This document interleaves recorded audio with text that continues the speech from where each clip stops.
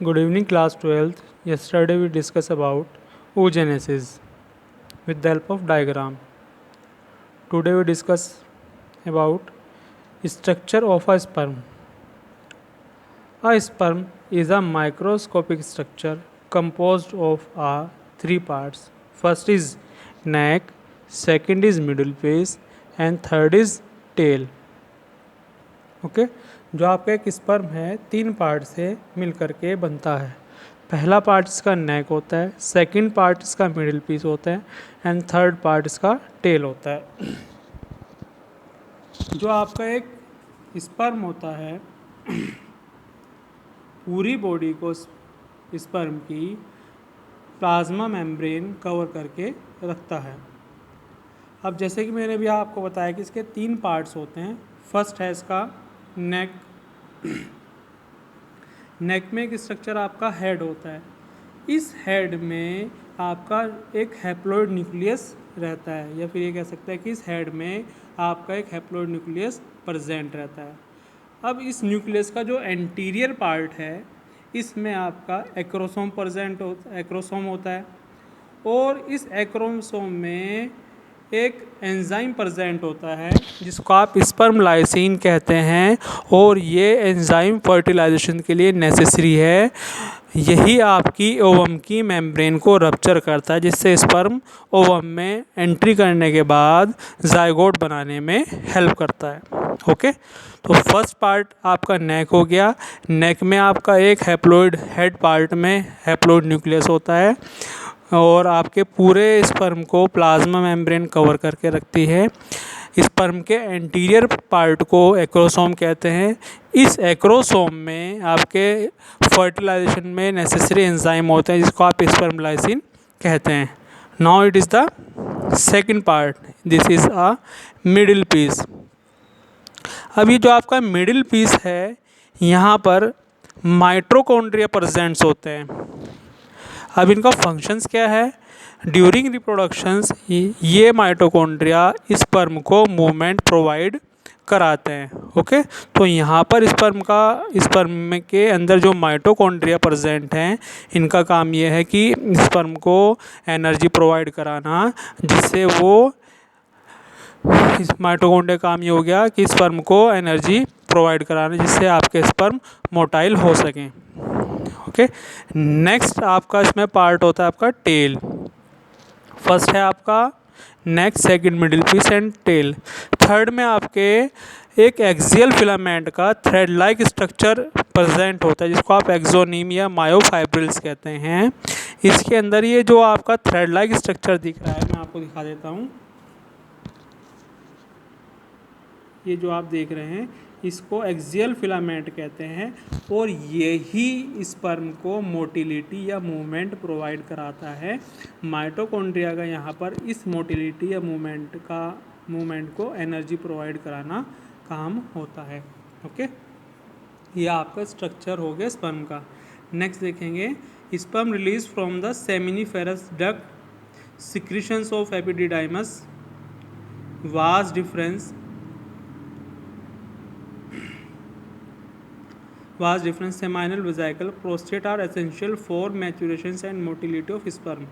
सबसे पहले देखिए sperm release from the seminiferous duct, seminiferous tubules. Sperm जो रिलीज़ किए जाते हैं आपके सेमिनिफेरस ट्यूब्यूल्स के थ्रू रिलीज़ किए जाते हैं। Are transported by the accessory duct, और जो ट्रांसपोर्ट किए जाएंगे वो एक्सेसरी डक्ट के थ्रू किए जाएंगे। एपिडिडाइमस के सिक्रीशंस का होगा। Vas deferens seminal vesicles and prostate and essential for maturity and motility of sperm. ये बाकी के जो रेस्ट पार्ट हैं ये स्पर्म की मोटिलिटी और इसके मैच्योरिटी के लिए नेसेसरी है। The seminal plasma along with the sperm constitute the semen. जो सेमाइनल प्लाज्मा है ये आपका सीमेन बनाने का काम करता है। The function male sex accessory duct and glands are maintain by the testis hormone that is androgens. जो फंक्शंस है मेल सेक्स एसेसरी डक्ट का और ग्लैंड्स का, वो यहाँ पर ये फंक्शंस होता है कि वो मेल सेक्स हार्मोन बनाए जिसको आपने एंड्रोजन्स नाम दिया है। तो ये स्ट्रक्चर हो गया आपका स्पर्म का। इसमें आपको तीनों पार्ट्स में कोई प्रॉब्लम हो तो आप कांटेक्ट कर सकते हैं। मैं आपको फिर से रिवाइज कर दे रहा हूँ। फर्स्ट पार्ट होता है इसका नेक, नेक में अपर पार्ट आपका हेड होता है, हेड में आपका एक हैप्लॉइड न्यूक्लियस है। प्लाज्मा स्पर्म की पूरी बॉडी को प्लाज्मा मेम्ब्रेन कवर करके रखती है। स्पर्म का एंटीरियर पार्ट एक्रोसोम कहलाता है। एक्रोसोम पार्ट में ही आपके स्पर्म लाइसिन एंजाइम प्रेजेंट होते हैं जो कि फर्टिलाइजेशन में हेल्पफुल होते हैं। स्पर्म लाइसिन एंजाइम ओवम की मेम्ब्रेन को रप्चर करता है, इससे जायगोट का फॉर्मेशन होता है। नेक्स्ट होता है मिडिल पीस। मिडिल पीस में आपके माइटोकॉन्ड्रिया प्रेजेंट होते हैं जो स्पर्म को मूवमेंट के लिए एनर्जी प्रोवाइड कराते हैं। थर्ड पार्ट है इसमें आपका टेल। टेल में एक थ्रेड लाइक स्ट्रक्चर मसल्स का बना हुआ एक्सियल फिलामेंट होता है। ये टेल का फंक्शन है स्पर्म को मूवमेंट प्रोवाइड कराना। अब ये हो गया आपका structure of sperm. Now structure is ovary. ये आपका फीमेल के लिए हो गया। अब देखेंगे, जैसे मैंने आपको बताया था oogenesis से फीमेल के अंदर ओवम का फॉर्मेशन होता है। ओके, अब देखिए oogenesis is initial during the embryonic development stage when a couple of million gametes mother cells oogonia are formed with each fetal ovary. oogenesis के दौरान बहुत सारे कपल्स ऑफ मिलियन गैमेट्स का फॉर्मेशन होता है जिसे आप oogonia कहते हैं। No more oogonia are formed and added after birth. Birth के बाद कोई भी oogonia ऐड नहीं होते। These cells start divisions and enter prophase first. अब ये जो oogonia हैं आपके डिवीजन स्टार्ट करती हैं जिसको आप प्रोफेज फर्स्ट कह रहे हैं, और प्रोफेज फर्स्ट और म्योटिक डिविजन्स के कॉम्बिनेशन से आपका प्राइमरी oocyte का फॉर्मेशन होता है। Okay, each primary oocyte then get surrounded by layer of granulosa sales.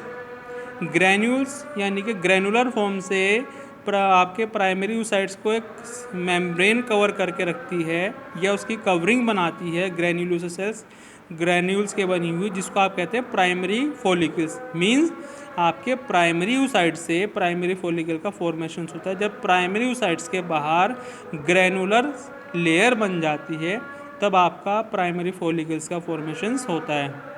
Large number of these follicles degenerating during the phase from birth puberty. अब ये यहाँ पर बहुत बड़ा नंबर प्राइमरी फॉलिकल्स का डीजनरेट होना स्टार्ट हो जाता है जब गर्ल्स आपका प्यूबर्टी में एंटर करती हैं। Therefore at puberty only, puberty आने पर 60 to 80,000 primary follicle are left in each ovary. आपकी दोनों ओवरी में लगभग 60 to 80,000 प्राइमरी फॉलिकल्स रह जाते हैं। The primary follicles gate surrounded bye a more layer. अब ये जो आपका प्राइमरी फॉलिकल्स बना है ये ग्रेन्यूलोसा या ग्रेनुलर लेयर से 2 से ज़्यादा लेयर से कवर्ड हो जाता है। अब आप इसको बोलते हैं सेकेंडरी फॉलिकल्स, या आप शॉर्ट में ये भी कह सकते हैं। आपके सबसे पहले प्राइमरी oocyte बनता है और प्राइमरी oocytes के बाहर ग्रेन्यूलोसा लेयर बन जाती है जिसको आप प्राइमरी फॉलिकल्स बोलते हैं, और प्राइमरी फॉलिकल्स के बाहर ग्रेन्यूलोसा लेयर की दूसरी कवरिंग बन जाती है जिसे आप सेकेंडरी फॉलिकल्स बोलते हैं।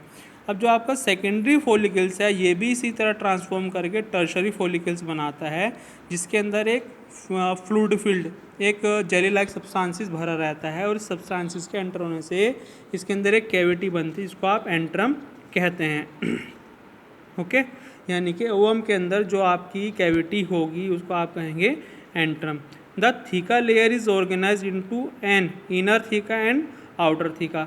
अब जो एक थीका लेयर होती है एग्स के अंदर वो 2 पार्ट्स में डिवाइडेड हो जाती है। फर्स्ट है आपका इनर, सेकंड आउटर थीका।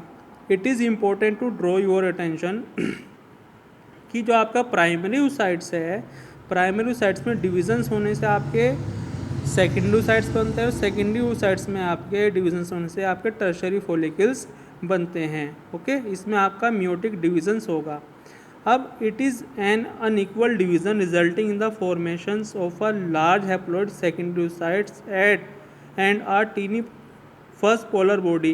अब देखिए, अब इसके अंदर सेकेंडरी फॉलिकल्स के अंदर अनइक्वल डिविजन्स होते हैं। अनइक्वल डिविजन्स होने से सेकेंडरी oocyte बनते हैं, जैसे मैंने आपको oogenesis के डायग्राम में भी बताया था। सेकेंडरी oocyte के अंदर साथ में एक फर्स्ट पोलर बॉडी बनती है। इस पोलर बॉडी का फंक्शन ये होता है कि जो सेकेंडरी oocyte बना है इसको नरिशमेंट प्रोवाइड कराना। नेक्स्ट देखेंगे अब the tertiary follicles further changes into mature follicles. अब ये जो आपके टर्शरी फॉलिकल्स बने हैं ये ट्रांसफॉर्मेशंस करके ग्राफियन फॉलिकल्स बनाते हैं। ओके, एक तरह से आप ये कह सकते हैं कि मैच्योर ओवम का फॉर्मेशन हो चुका है। जो सेकेंडरी oocytes है इसके बाहर एक मेम्ब्रेन प्रेजेंट्स होती है जिसको आप जोना पेल्यूसिडा कहते हैं। अब जो ग्राफियन फॉलिकल्स बनते हैं ये रप्चर हो जाते हैं और रप्चर होकर रिलीज़ करते हैं सेकेंडरी oocytes या फिर ओवम। इस तरह से ओवम के रिलीज़ होने को हम कहते हैं ओव्यूलेशंस। ये आपका ओवरी का स्ट्रक्चर हो जाता है। अब एक बार मैं आपको फिर से रिवाइज कर दे रहा हूँ। सबसे पहले oogenesis से आपके oogonia बनते हैं। ओके, अब oogonia में डिविजन्स होते हैं, जैसा आपका प्रोफेज फर्स्ट और म्यूटिक डिवीजन। ये दोनों डिविजन्स होने से आपके प्राइमरी oocytes बनते हैं। प्राइमरी oocytes के बाहर ग्रेन्युलोसा लेयर्स का फॉर्मेशन होता है जिसको आप प्राइमरी फॉलिकल्स कहते हैं। इसी तरह प्राइमरी फॉलिकल्स के बाहर टू और मोर ग्रेन्युलोसा लेयर का फॉर्मेशन होता है जिसको आप सेकेंडरी फॉलिकल्स कहते हैं। अब जब सेकेंडरी फॉलिकल्स का फॉर्मेशन होता है इसके अंदर फ्लूइड फिल्ड हो जाते हैं जिससे कैविटी का फॉर्मेशन होता है जिसको आप एंट्रम बोलते हैं। ओके, अब एंट्रम के बाहर भी दो कैविटी हैं, थीका जिसको आप कह रहे हैं। थीका की दो कैटेगरीज या दो लेयर्स होते हैं, इनर एंड आउटर थीका। अब आपको जैसे अभी सेकेंडरी फॉलिकल का फॉर्मेशन हुआ है, सेकेंडरी फॉलिकल्स में लगातार डिविजन्स होते हैं जिससे वो आपका टर्शरी फॉलिकल्स में कन्वर्ट हो जाता है। ओके, अब जो टर्शरी फॉलिकल्स बना है सबसे पहले इसमें क्या होगा कि इसमें अनइक्वल डिविजन्स स्टार्ट होंगे। अनइक्वल डिवीजन स्टार्ट होने से सेकेंडरी oocyte बनेगा और सेकेंडरी oocyte होने से साथ में फर्स्ट पोलर बॉडी बनती है। फर्स्ट पोलर बॉडी का फंक्शन ये है यहाँ पर कि सेकेंडरी oocytes को नरिशमेंट प्रोवाइड कराना। अब टर्शरी फॉलिकल जो है आपका डिविजन्स करके ग्राफियन फॉलिकल्स बनाता है। ओके, अब जो आपका सेकेंडरी oocytes बनता है, सेकेंडरी oocytes के बाहर एक मेम्ब्रेन का फॉर्मेशन होता है जिसे आप जोना पेल्यूसिडा कहते हैं। अब जैसे आपका ग्राफियन फॉलिकल्स रप्चर होंगे ये ओवम को रिलीज़ करेंगे और ओवम को रिलीज़ करने की प्रोसेस को हम कहते हैं ओव्यूलेशन। अब मैं आपको डायग्राम से समझा देता हूँ। देखिए, आपकी ओवरी के अंदर ब्लड वेसल्स, एंडोमेट्रियम और ब्लड वेसल्स प्रेजेंट होते हैं। सबसे पहले इसके अंदर इमेच्योर ओवम बनते हैं जिनको आपने oogonia बोला था। ठीक है, oogonia में आपके प्रोफेज फर्स्ट और म्यूटिक डिविजन्स होने से प्राइमरी फॉलिकल्स का फॉर्मेशंस होता है। अब मैंने आपको बताया था प्राइमरी फॉलिकल्स के बाहर ग्रैन्युलर लेयर का फॉर्मेशन होता है जिससे आपका ये सेकेंडरी फॉलिकल्स का फॉर्मेशंस होगा। ओके, ये आपके सेकेंडरी फॉलिकल्स फॉर्मेशंस हो गया। अब सेकेंडरी फॉलिकल्स के बाहर भी टू और मोर लेयर ग्रैन्युलर लेयर का फॉर्मेशन होगा जिससे आपका टर्शरी फॉलिकल्स का फॉर्मेशंस होता है। ओके, अब टर्शरी फॉलिकल्स भी डिविजन्स करके आपके ग्राफियन फॉलिकल्स बनाती है। ये हो गया आपके ग्राफियन फॉलिकल्स। अब ग्राफियन फॉलिकल्स में क्या होता है कि जब ग्राफियन फॉलिकल्स आपका ये रप्चर कर जाता है, यहाँ से देखिए ये ओवम है, ये अभी यहाँ से रप्चर कर रहा है। रप्चर करने के जैसे ये ओवम बाहर आना रिलीज़ होंगे, इस प्रोसेस को हम बोलेंगे ओवम, यानी कि बॉडी से जब ओवम बाहर की ओर रिलीज़ होंगे इस प्रोसीजर को हम बोलेंगे ओव्यूलेशंस। ये अदर जो ओवम हैं ये आपके कॉर्पस ल्यूटेम में कन्वर्ट हो जाते हैं। ओके, कॉर्पस ल्यूटेम भी एक तरह से ओवम को बाहर रिलीज़ करने का काम करता है और ड्यूरिंग मेंस्ट्रुअल साइकिल जो बॉडी से ब्लड रिलीज़ होता है वो ब्लड वेसल्स और एंडोमेट्रियम के टूटने की वजह से ब्लड बॉडी से बाहर रिलीज़ होता है। ये था आपका ओवम ओवरी का स्ट्रक्चर एंड स्पर्म का स्ट्रक्चर। ओके, यहाँ तक आप अपना टॉपिक तैयार कीजिएगा। इसके बाद आपको कोई प्रॉब्लम आती है तो please contact me. Okay, have a good day.